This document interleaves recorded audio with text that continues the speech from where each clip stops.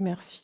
Chers collègues, Madame la Présidente, je poursuis cet exercice d'application des lois en abordant les diverses dispositions issues de la loi Climat et Résilience qui relèvent de notre commission et concernent directement l'adaptation des territoires au dérèglement climatique. Sur ce point, je tiens à noter que les 4 dispositions adoptées qui ne sont pas appliquées à ce jour sont toutes issues d'amendements d'origine parlementaire. J'ose espérer que ces retards d'application ne signent pas un manque de considération du gouvernement à l'égard du parlementarisme. Je vais donc me concentrer sur les 4 volets suivants: la réduction des engrais azotés, la stratégie nationale de gestion intégrée du trait de côte, les modalités de consignation en cas de recul inéluctable du littoral et enfin la zone des 50 pas géométriques dans les Outre-mer.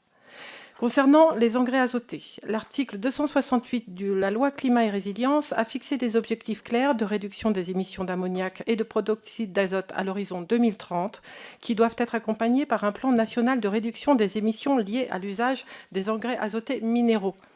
Or, si le décret définissant les trajectoires annuelles a bien été publié fin 2022, l'essentiel manque toujours, c'est le plan national de réduction des émissions liées à l'usage des engrais azotés minéraux, pourtant explicitement prévu par la loi.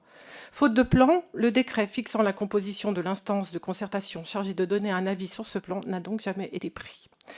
Cette absence est d'autant plus regrettable que ce plan devait structurer l'accompagnement des exploitants agricoles, recenser les technologies disponibles, les financements publics et les mesures de formation.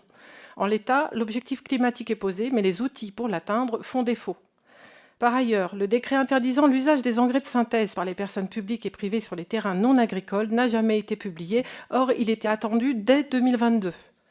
On ne peut pas déplorer d'un côté la pollution aux intrants azotés et d'un autre côté laisser traîner ce dossier pendant 4 ans. L'urgence environnementale est indiscutable et je sais que nous y reviendrons demain dans cette même commission avec le texte sur la qualité de l'eau potable du groupe écologiste.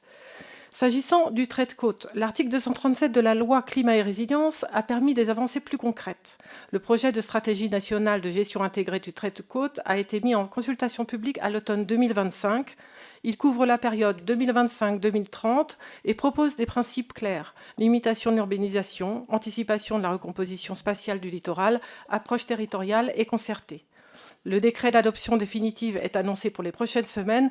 Le gouvernement attendait que le budget 2026 définisse les moyens finaux alloués à cette stratégie. En tant que membre du conseil d'administration du Conservatoire du littoral, j'espère que les moyens seront à la hauteur des enjeux importants dans ce domaine. La loi avait cependant également prévu des mécanismes de consignation financière pour anticiper le coût futur de la démolition et de la remise en état des constructions exposées au recul du trait de côte. Un projet de décret existe et a été examiné par le Conseil supérieur de la construction et de l'efficacité énergétique début 2025. Toutefois, il n'a pas été soumis à consultation publique. Ce retard crée une incertitude juridique pour les collectivités et les porteurs de projets situés dans les zones dites 30-100 ans. Enfin, dans les départements de Guadeloupe et de Martinique, la loi prévoyait qu'un décret en Conseil d'État délimite clairement les espaces urbains, les zones d'urbanisation diffuse et les espaces naturels dans la zone des 50 pas géométriques qui doit être rétrocédée aux collectivités ultramarines au plus tard en 2030. En novembre 2023, un projet de décret a été soumis au Conseil d'État. Ce dernier, en mars 2024, l'a rejeté au motif que la délimitation comportait des zones qui devaient rester des zones naturelles sous contrôle de l'État. Depuis, cette délimitation est en cours de reprise par les services de l'État. Il serait donc utile à nos travaux que le gouvernement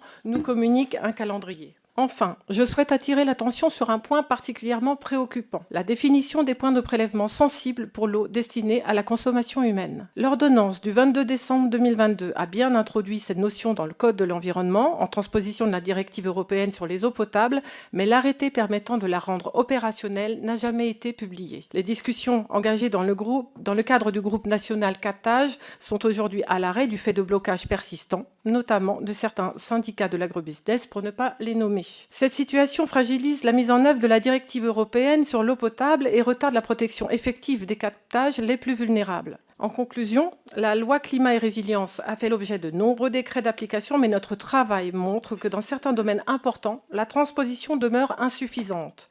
C'est pourquoi nous appelons le gouvernement à lever rapidement les blocages identifiés et à achever la mise en œuvre des dispositifs votés par le Parlement.